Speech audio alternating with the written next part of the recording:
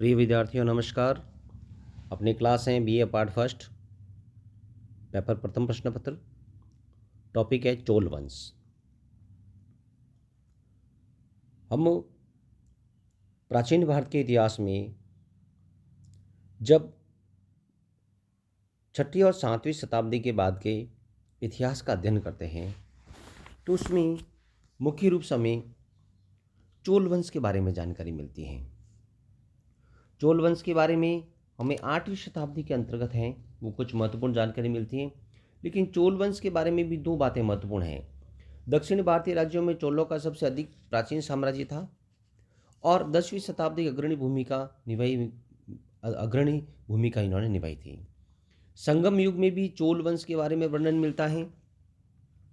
चोलों का राजनीतिक इतिहास। अब हम चोलों के राजनीतिक इतिहास के बारे में जानकारी प्राप्त करते हैं। प्रिय विद्यार्थियों, हमें जानकारी होनी चाहिए कि चोल वंश की स्थापना विजयालय नामक शासक ने की थी। विजयालय का उत्तराधिकारी आदित्य प्रथम था। आदित्य प्रथम के बाद में परांतक प्रथम है, वो चोल वंश का प्रतापी शासक बना। उसने मदुरै पर विजय प्राप्त करके मदुरै कौंड की उपाधि धारण की थी। इसके बाद में चोल वंश का महत्वपूर्ण शासक राजराज प्रथम था। राजराज प्रथम एक महत्वपूर्ण शासक था। उसने अपने साम्राज्य का विस्तार किया। उसका राज्यारोहण चोल इतिहास की महत्वपूर्ण घटना थी। उसने करीब 30 वर्षों तक शासन किया। एक सुसंगठित जलबेड़े की सहायता से उसने कुर्ग, मलाबार तट, सिंहल के कुछ भागों पर भी अधिकार किया। लक्षद्वीप और मालदीव के द्वीपों पर भी उसने अधिकार किया। इस प्रकार से राजराज प्रथम के शासनकाल को महत्वपूर्ण माना गया है। स्थानीय प्रशासन में स्वायत्तता प्राप्त संस्थाओं को महत्व दिया गया। उसने सेना का भी पुनर्गठन किया, जिसके आधार पर उसने साम्राज्यवादी नीति का पालन किया। वह एक कलापारकी था। उसके द्वारा निर्मित तंजौर का शिव मंदिर, जिसे राजराजेश्वर का मंदिर कहा जाता है, चोल युगीन स्थापत्य कला का विशिष्ट नमूना माना जाता है। इस बात के प्रिय विद्यार्थियों आपको जानकारी होनी चाहिए। राजराज प्रथम के बाद में राजेंद्र चोल आया, जिसे राजेंद्र प्रथम कहा गया। चोलों का दूसरा प्रतापी शासक राजेंद्र प्रथम था, जो 1044 ईस्वी में शासक बना। 1014 ईस्वी से लेकर के 1044 तक शासन किया उसने। उसने गंगई कौंड चोल की उपाधि धारण की, यानी उसने गंगा के क्षेत्र तक भी अपने राज्य का आधिपत्य स्थापित किया। गंगई कौंड चोलपुरम उसने अपनी राजधानी बनाया। उस नगर में चोलगंगम नामक एक सुंदर एवं विशाल तालाब का भी निर्माण करवाया। इस प्रकार से राजेंद्र चोल, जिसे राजेंद्र प्रथम कहा जाता है, एक यशस्वी एवं प्रतापी शासक माना गया है। राजेंद्र के उत्तराधिकारी योग्य नहीं थे। धीरे धीरे चोल शक्ति का पतन होता गया और एक विशाल साम्राज्य चोलों ने स्थापित किया था, वो धीरे धीरे अवसान की ओर अग्रसर हो गया। लेकिन प्रिय विद्यार्थियों, हमें ये जानकारी होनी चाहिए कि चोल वंश की समाप्ति ही संपूर्ण अवसान राजनीतिक रूप से नहीं था, क्योंकि चोल शासकों ने जो एक संगठित प्रशासनिक व्यवस्था, सामाजिक संगठन, आर्थिक और जो सामाजिक, सांस्कृतिक, धार्मिक, आर्थिक जो विरासत दी थी, उसका हमें अध्ययन करना बहुत ही जरूरी है।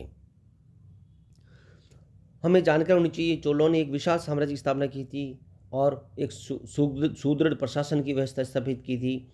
उनकी सैनिक व्यवस्था भी महत्वपूर्ण थी। कुछ सैनिक पदाधिकारियों के नाम उसमें मिलते हैं। चोल शासनों की सबसे प्रमुख व्यवस्था थी। स्थानीय प्रशासन था मंडल, नाडु, कुरम और कोटम, उर, सभा, नगरम। इस प्रकार के शब्दों का वर्णन मिलता है। ये निश्चित रूप से स्थानीय प्रशासन के शब्द हैं। स्थानीय प्रशासन के अंदर कुछ पदाधिकारियों को और कुछ संस्थाओं को इस नाम से जाना जाता था।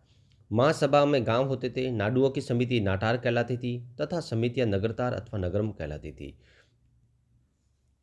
सामाजिक संगठन समाज वर्ण व्यवस्था के आधार पर संगठित था। इस काल में ब्राह्मण पुरोहितों के व्यवस्थापक के अनेक प्रमाण प्राप्त होते हैं। मंदिरों में अनेक देवदासियां रखी जाती थी।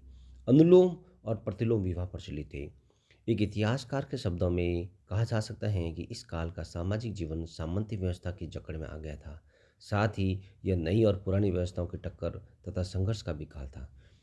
आर्थिक स्थिति चोलकालीन आर्थिक जीवन का मुख्य आधार कृषि, व्यापार और वाणिज्य था।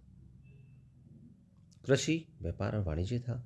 और माना जाता है कि चोलों के समय में जहाजी बेड़ों का भी निर्माण हो चुका था और विदेशी व्यापार भी होता था।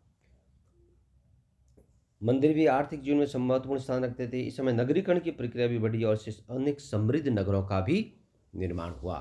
अब हम आगे बात करते हैं धार्मिक स्थिति। चोल शासकों के शासन काल में दौरान शैव धर्म अत्यधिक विकसित था। अगर धर्म की हम बात करें तो चोल धर्म चोलों के समय में शैव धर्म अधिक महत्वपूर्ण था। बौद्ध एवं जैन मंदिरों विहारों का समान रूप से दान किया जाता। मंदिरों ने सांस्कृतिक, धार्मिक और आर्थिक जीवन में महत्वपूर्ण भूमिका निभाई। ये मंदिर व्यवस्था के बारे में हमें जानकारी मिलती है। हम अगर आगे इस बारे में जानकारी प्राप्त करते हैं तो हमें ये पता चलता है कि चोलों के समय में शिक्षा एवं साहित्य का विकास हुआ। जीवक चिंतामणि, कलिंग तुपणी, रामावतार, रसोलियन, कुंडलसी, कल्लदम आदि प्रमुख रचनाएं हुई। कुछ रचनाकार थे जिन्होंने चोल साहित्य की रचना की। इस प्रकार से हम कह सकते हैं कि चोल काल निश्चित रूप से प्राचीन भारत के अंतिम काल का एक योजक कड़ी थी, जिसने एक महत्वपूर्ण राजनीतिक विरासत हमें दी। आज जो हम स्थानीय प्रशासन की बात करते हैं, ऐसा माना जाता है कि उस स्थानीय प्रशासन का श्रेय चोलों को जाता है। धन्यवाद।